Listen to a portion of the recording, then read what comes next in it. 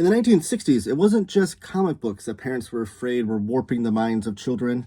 It was also trading cards, and in specific, the Mars Attacks trading cards. That's the topic for today. Stay tuned and watch this video until the end.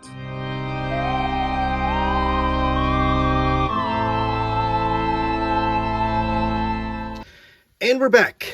Please subscribe to the channel. I'm doing 31 days of horror comics throughout the month of October. I have a whole playlist set up. If you missed out on the previous days, you can go back and watch all those. I'd appreciate that. Give all those videos a like and comment too while you're at it. All those things can go a long way into putting my channel in front of the eyes of people that don't know the channel exists on the old YouTubes via the algorithm. So today's topic is Mars Attacks. I'm going to go over this great book here put out by Abrams ComicArts, but then also these mini comics that were put out in the 90s. So first let's go over this cool book. This was put out by, like I said, Abrams ComicArts, and I think the overall package and design in this book is absolutely magnificent. I talk about book design a lot on my channel because I'm kind of a nerd for that thing, and this thing is like primo stuff as far as putting together an overall package of a book and the way to collect and preserve something of history. So I'm going to go over the book first, and then I'll explain what Mars Attacks even is.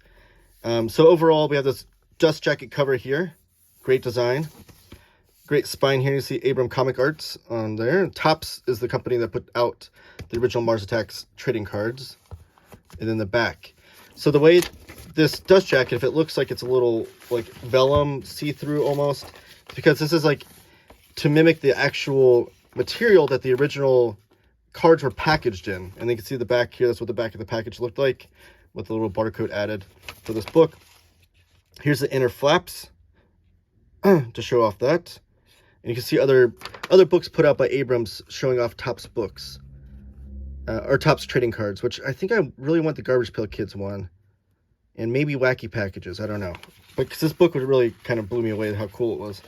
Because I don't have any sort of space or desire to collect the actual trading cards, so having put it together in a collection like this is perfect, so I can put it on my shelf. Now under the flap, if you're not familiar, if you didn't collect trading cards back in the day, you might not know what that is. That is bubble gum. These trading cards would be packaged with a piece of bubble gum in them to chew on while you're looking at them. So here's the spine underneath the dust jacket, and the back is that bubble gum broken to pieces, because you can imagine that it was kind of cardboardy. That gum's not very good. I had some back in the day with actual baseball cards. I was too young for the Mars Attacks cards when they're coming out. The end papers here depict the first card that came out. In the back end papers, there's this advertisement for a 5-cent package of the cards, and then also a piece of the original art board, the original paste up design, and it actually came with cards. My only issue with the design of this book is that the dust jacket was taped right here onto the board, and the tape ripped off some of the artwork because the tape was kind of too sticky, and also did the same thing with these cards back here, right here. But I do want to open these up to show you what came in them. So you have the scrubbers here, and then the back looks just like they did back in the day. And then keeping the score, this guy holding some eyeballs. And then no escape. And you'll see in here too, they always have like a preview to the next card on the original design. And then master plan, this guy stabbing Earth. So a really cool little addition to those trading cards added into the book. All right, so then we get this title page here, which is just amazing, kind of the line art done in all white. And then Mars Attacks by the Topps Card Company. Lynn Brown does the intro, and then Zena Saunders does the afterword. Lynn Brown was one of the guys that created the idea for Mars Attacks cards, so it's really great hearing his insight. And then Zena Saunders is the daughter of, what is it, Nick Saunders? Who's the... Nick Saunders, I think, is his name. Norm Saunders, sorry. Norm Saunders. Norm Saunders is the... Xena is the daughter of him. So here's the intro by Lynn Brown, talking about the history of kind of right before these cards came out and what Topps was doing, and some of the other cards you see that they're working on, historical cards like Dillinger being shot, the convoy enjoying, so some of the historical things. There's Davy Crockett comic books, or were his inspiration for getting into this business. And then the idea with Mars Attacks, they had Weird Science, one of the EC Comics covers here by Wally Wood. And then this movie, This Island Earth, and the design of the Martian there were also inspirations for, that's kind of like the birth of where the idea came from. And then here is Bob Powell doing some Civil War trading cards, just to show you like what he was working on before he started working on Mars Attacks. And you can see that there's still violence within these cards, and it's going to be an important point when I get to the cards themselves. And then Mars Attacks, the movie by Tim Burton. It came out in 1996. If you guys never saw that, it's a very fun movie by Tim Burton, kind of dabbling in kind of a lurid, almost comedic take on the property and the craziness that comes along with it. Here's what the actual package of a card looks like. Jeff Spear did some of the photography in here, and he does a great job. Jeff Spear does a lot of work with Chip Kidd. I've talked about him a lot on some of Chip Kidd's collections. And so that's what the front cover actually looked like. You can see they altered it a little bit just to give you the trade dress of the actual book itself. But then they show you what it looks like, the real thing. So here's how the cards are collected. Here's the card on the right facing page. You'll see the front of the card, and then the left facing page, you'll see the back side of it. And then there's these annotations at the bottom, which are great. So throughout here, you can see every card front and back, and then annotations to go with it. Now, what Mars Attacks was this trading card set that told a story throughout it. So they're in order, and you have to collect them all to get the whole story. And you'll see even like, so this is card number 1. It tells you a little preview of card number 2, what card number 2 is going to look like. And then we go to card number 2, you can see that here. So throughout it, you're getting the invasion begins of Mars attacking, Martians approaching, attacking an army base. And you can see how they're setting these people on fire. This was a series that really had parents up in an uproar, and teachers too, in an uproar about the violence in nature and how they're warping kids' brains. Kind of the same thing that Frederick Worthen was talking about in Seduction of the Innocent, with the violence that we're, making children to juvenile delinquents, that kind of nonsense. They are oversized too, the images. You can see a normal trading card is this size right here, but the images are blown up, which again, I don't have any desire to actually collect the real cards, so having them blown up is even cooler in here. And the annotations are great too. So I'm just going to flip through here, and you can see some of the violent nature of these cards. Let me just zoom in just a little bit more. And while I talk about it, so Lynn Brown came up with the idea, and originally they had Wally Wood doing the character designs, and they had the intentions of him doing the series. But surprisingly, I think Wally Wood's one of the greatest comic book artists of all time, but apparently the work he was turning in for him, they said, was a little bit too static in nature. They wanted it more dynamic, more maybe even violent and grotesque. Maybe they wanted to be shocking pictures, and they even kind of wanted it to emulate like the pulp sci-fi covers. They wanted them all to be a great cover for a sci-fi book, just like the terror on the faces and whatnot. So Wally Wood had a lot of to do with the designs of some of the characters and things when they started off, but they handed it over to Bob Powell, and Bob Powell did all the pencils for the entire series. But it was Norm Saunders who did the painting, and Norm Saunders is an incredible painter.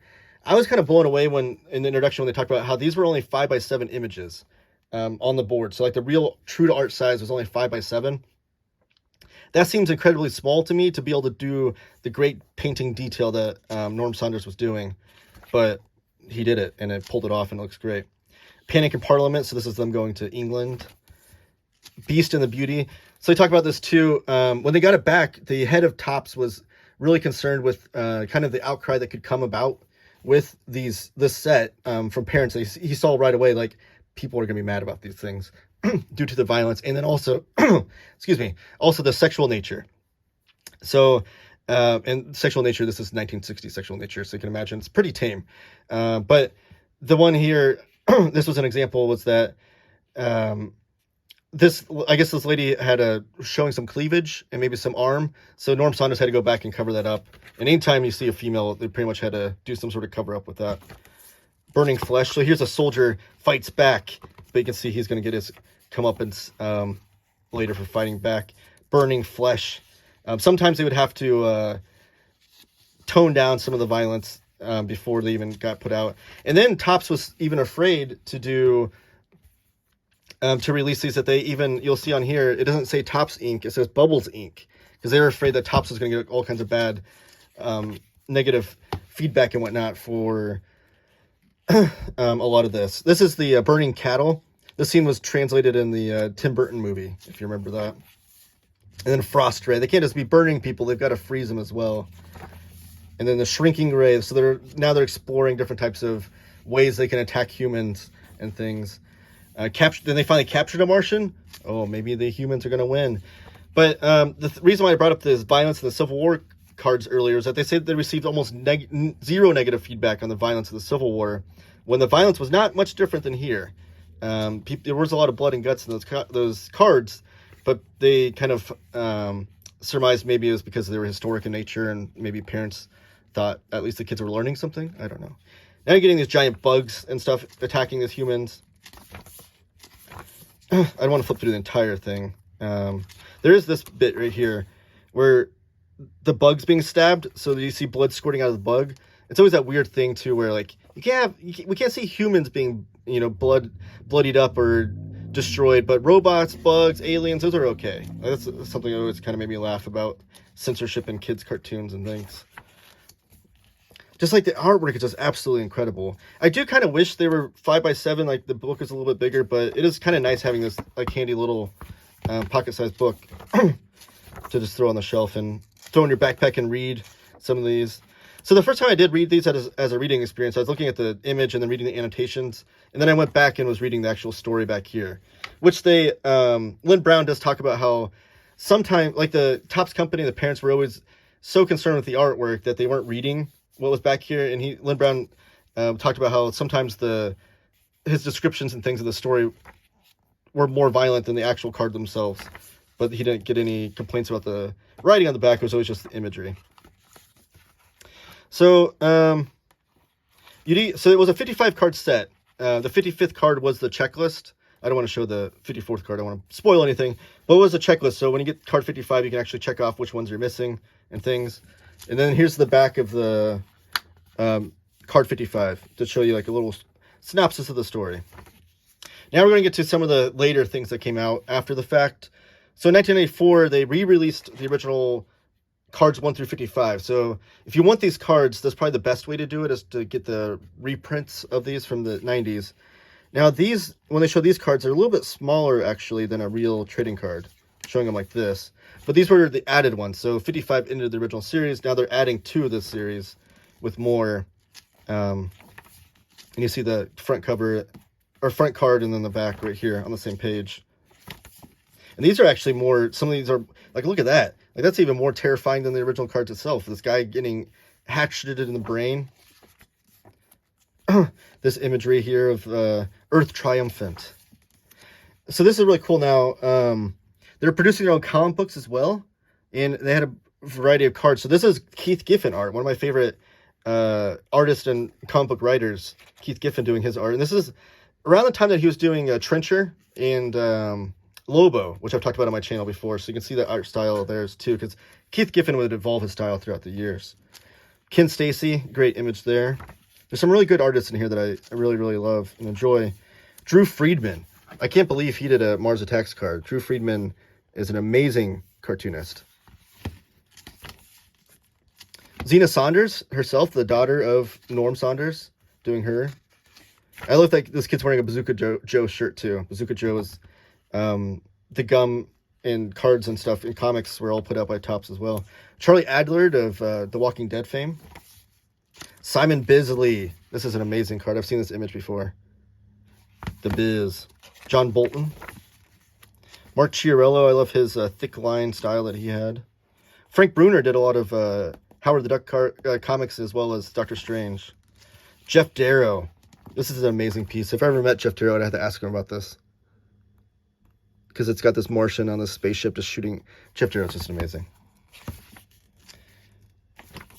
Sam Keith. I love that image there. Here's another Keith Giffen. Mike Plug. Zena Saunders doing a JFK kidnapping piece. Mark Schultz, famous for Cadillacs and Dinosaurs. and Joe Smith. William Stout did a lot of great pieces on blues artist and a lot of good like dinosaur prehistoric art, if you're not familiar with him. John Van Fleet's great. Timothy Truman, Kubert School graduate with Stephen Bissett and Rick Veitch.